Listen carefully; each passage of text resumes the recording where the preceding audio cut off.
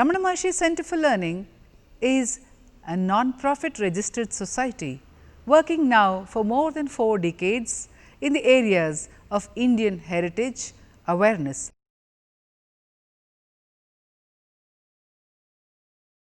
So many pictures since we have been born till today, so many experiences, so many pictures, movie after movie after movie we have been seeing. We are not seeing even now, but we do not recognize that these are all these movies which we are seeing. How do they matter? Yesterday, 10 years ago there were different movies, 5 years ago there were different movies. There was something which made us sad on that day, there was something which made us happy on that day, and it passed. And today again we are caught up in some other movie. Tomorrow are we going to get caught in this movie? How long are we going to go on thinking these pictures are real instead of seeing the light? So Bhagavan's life is the light. He has come as the light. He was born revealing the light to the blind midwife. He was born on the day of Ardra Darshana when the light of Arunachala appeared before the great gods Brahma and Vishnu. Kanakamma said, who are these great gods? They are nothing but our sense of knowing and our sense of possessing. These are the two impediments these are the two greatest obstacles in our path to abiding in the self. Our sense of needing, I know, and I possess.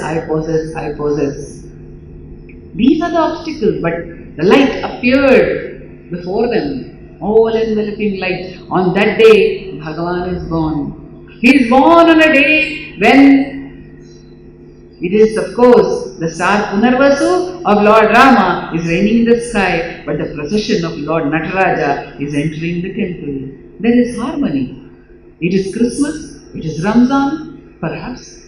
It looks like it could have been Ramzan in that year, whatever it is. But it's a time of huge festivity, huge celebration. The whole earth is engulfed in celebration because Bhagavan is coming. In fact, this indicates that when we get back to ourselves, our life becomes a huge festival. When we turn back to our truth, to our true nature, our life becomes a festival. Not only our life becomes a celebration, that of all those around us also becomes a great festival, a great utsava. That's what Bhagavan shows to us. He says, be a light unto yourself and everything will get done by you that needs to get done by you. He gives us the example of the sun. He says, does the sun ask, does the sun think? Every morning, does the sun say, my God, I have so many things to do. I have to get up. Then once I get up only, everything will wake up on earth. Once I rise, everything will wake up on earth. The plants and all will get their food. The seasons will work. The waters will evaporate from the sea and then they will pour down as rain. The rivers will run. There will be water for everybody on earth. It is only because of me. I need to do this.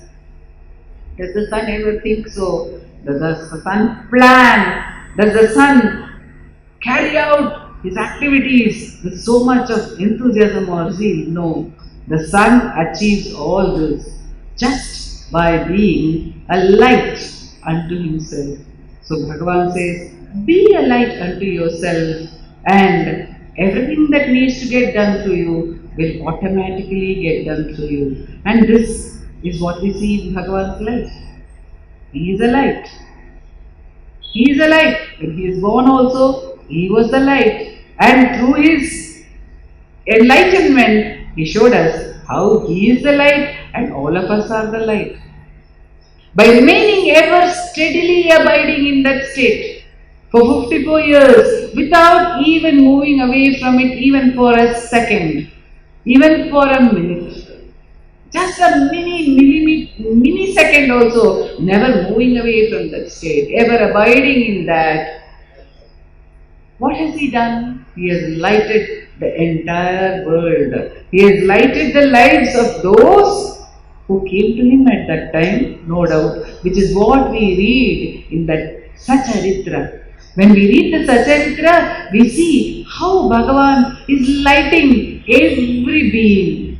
He is lighting the life of every being. He's just illuminating it, filling with so much of bliss, filling it with peace, because peace and bliss are the same thing. That peace, that fullness, which He is filling each and every being with. When we read this, then we recognize that this is available to us also. It is not a story which happened as from 1879 to 1950. There is a starting date 1879, but historically people mention 1879 to 1950. But Bhagavan's Sacharitra is 1879 ... But even before 1879, it is Ramana only. So Muruganar Swami says in his Upadesha Undiyar, he says, then as Matsya you did this, as Kurma you did this, as Varaha or Ramana you did this, as Narasimha you did this, as all the avatars, this is the work you have done, as Buddha, this is the work you have done, as Jesus, this is what you have done. As Shiva, this is what is the Upadesha which you gave. And at that point, he says, Bhagavan, you give the Upadesha. So, all are Ramana Swarupa. He who is the self cannot be apart from any of these. So, the story of Ramana for us begins in 1879. But the story of Ramana is timeless. It has no beginning. It has no end also. Therefore, it is for us to understand that the story of Ramana, which we read of, which is so glorious, which shows us that the self is available at all times, that it has no distinctions of rich and poor, of animal, human, even living and non-living. It does not have any distinction. The story which shows us that the self is very, very simple. We are the ones who complicate it. The simpler we become in our approach, the closer we get to the truth. The more and more complex we are, the more we move away from the truth. The story which shows us that the self is of the nature of all enveloping love. And a story which says that this story is being enacted every moment within everyone. So it is available. The story of Ramana is that which makes Bhagavan tell within us from moment to moment, I am here. I am here. These are the words he said. I am here. Where can I go? I am here. These were his final words about himself. Where can I go? I am here. And where is here? Here is wherever we are. Here is wherever we are. Wherever we are, Bhagavan is within us saying, this life of mine, don't think of it as a story that is over. Think of it as a living story which is happening within you at all times. And when you remember it as a story that is happening within you at all times, then verily you cease to be this limited entity which you have taken yourself to be, and every charitra becomes Ramana Charitra. Every life becomes Ramana Charitra. It is indeed Bhagavan's promise that every one of our lives is going to be, or it is already Ramana Charitra, but it will be revealed to us as Ramana Charitra, as the play of Ramana's power, as the play of Ramana's grace, as the play of the power of the self, which indeed is Ramana. Such is the wondrous picture of Bhagavan's life. How can we describe it? It has been beautifully described today, starting with the teaching, which is the essence of Bhagavan's life. The purpose for which he has been embodied was taken up by Sri Venkatesh ji by touching inland, by going inland into the Atma Vichara Marga, because Bhagavan has of course come to establish that the self is available, but he has not stopped there. He has also come to reveal how we can simply get back to it in a simple way, just by turning our attention back upon ourselves, by questioning who am I, by intently watching myself, by intently questioning every assumption that I make about who I am. Every time I make an assumption thinking I am A, I am B, I am sad, I am happy, I am this, I am that, to question it, is this what I am? Who am I in truth? By questioning it and understanding that actually when I start seeing myself, I recognize that this body which I say is I cannot be I, because I have absolutely no control over it.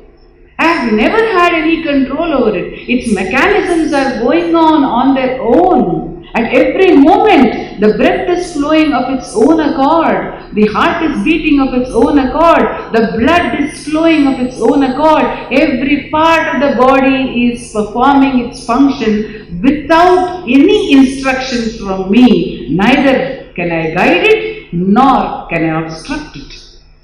Maybe to some extent I can obstruct it by living in a wrong fashion, by having a bad lifestyle, but I certainly cannot make it happen. It happens on its own. I can only stop troubling it by a good lifestyle. I can stop obstructing it. So this is something over which I have no control, I have no understanding of it. And then if the body is not I, when we look at ourselves, as Bhagavan says, when we inquire, then what is it that I call I?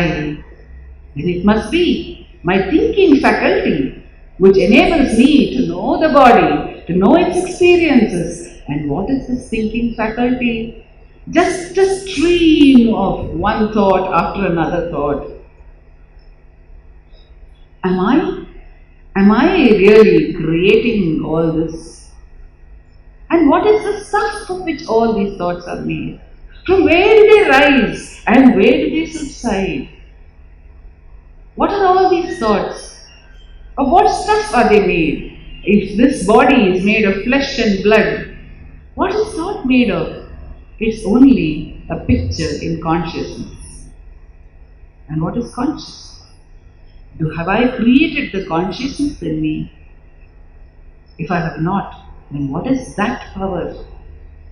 Either through this surrender, which Bhagavan externally in his life exemplifies through every moment surrender to Arunachala, or through the recognition of the awareness of I in the heart through self-inquiry. This is what Bhagavan has come to teach us, and therefore we started with the self-inquiry. And we went on to the beautiful manifestations of this power in Bhagavan's life through Kalarani and Nandakumarji's talks, the wonderful, the millions of manifestations. Because if we talk about self-inquiry, we could talk in 5 minutes or half an hour or 1 hour. And then of course everybody lives it from moment to moment in practice. But if we talk about Bhagavan's life, it is 54 years at Arunachala. And 16 years before that, 70 years, each and every moment manifesting the fullness of truth. We cannot finish talking. Therefore, it is just a joy that we have been able to start. We have been given opportunities to dwell on it, and to dwell on it in numerous ways by talking. And this evening, we will be dwelling on it further through dance and music. I do hope all of us will be here with us. And downstairs now we are going to break for tea. The children have come to tell us more about Bhagavan's life. Nandakumarji said that we had these inter-school competitions. Some of the children will be telling us about Bhagavan's life, the highlights. Some few events which are beautifully presented here. So we have been blessed by Bhagavan once more to share the wonder that He is in every way, filling all of us with that majesty and fullness of His presence that is the self.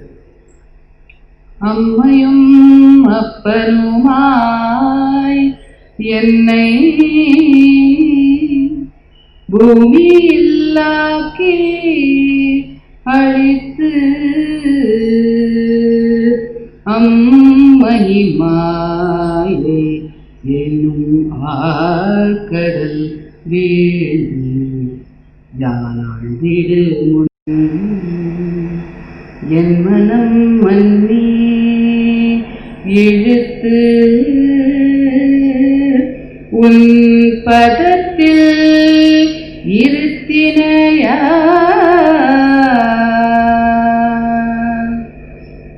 சின்மயனா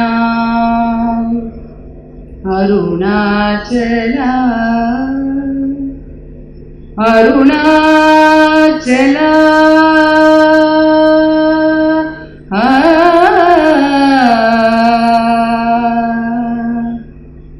நின்னருள் சித்திரம் என்னே. These are Bhagavan's words on his story. What a magical picture have you wrought, O Arunachala.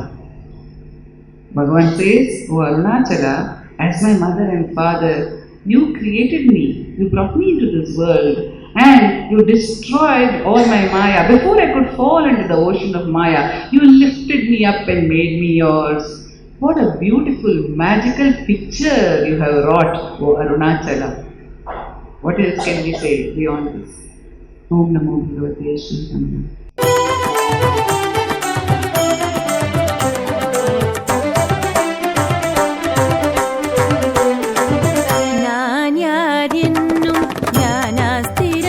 श्रीरमणेशं तन्द Brahma